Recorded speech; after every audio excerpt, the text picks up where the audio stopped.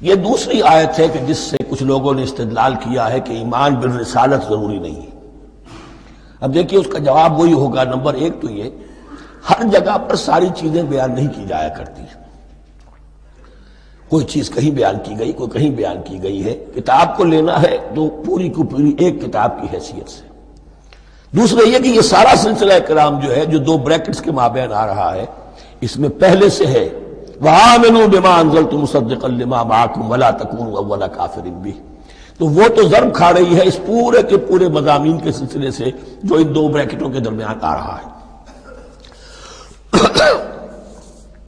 اب دیکھیے ایک طرف تو ان کا کہنا یہ تھا کہ جنت میں داخل نہیں ہوگا مگر وہی جو یہودی ہو یا نصرانی ہو۔ اب عمل کیا ہے؟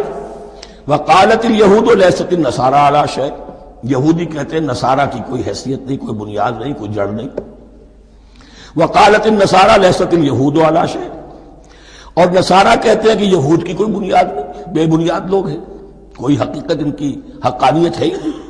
وَهُمْ يَتْلُونَ الْكِتَابَ، اور مزہ یہ ہے کہ دونوں ایک کتاب پڑھ رہے ہیں۔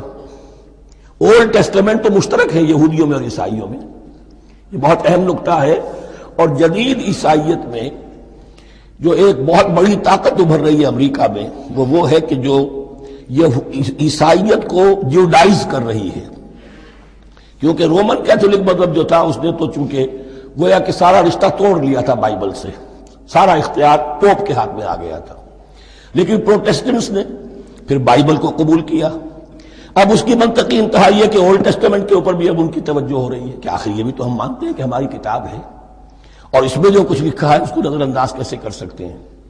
تو حال ہی میں ہم نے جو ایک سیمینار کیا تھا امریکہ میں، جس میں ایک یہودی عالم بھی آئے تھے، ایک عیسائی بھی آئے تھے، اور مسلمانوں کی طرف سے بھی ہمارے ایک ساتھی بلال کوشل نے بات کی تھی، تو وہاں ایک یہودی عالم نے کہا کہ اس وقت اسرائیل کو سب سے بڑی سپورٹ جو مل رہی ہے وہ ان عیسائیوں سے مل رہی ہے امریکہ میں سے، کہ جو اس وقت ایونجلسٹ کہلاتے ہیں وہاں پر، اور جو ایک بڑا فرقہ بن کر ابھر رہے ہیں۔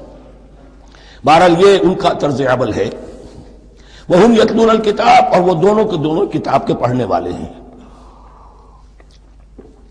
كَذَلِكَ قَالَ الَّذِينَ لَا يَعْلَمُونَ مِثْلَ قَوْلِهِمْ، اسی طرح کہا تھا ان لوگوں نے کہ جو کچھ بھی نہیں جانتے انہی کی سی بات کہی تھی، یعنی یہ اشارہ ہے مشرکین مکہ کی طرف۔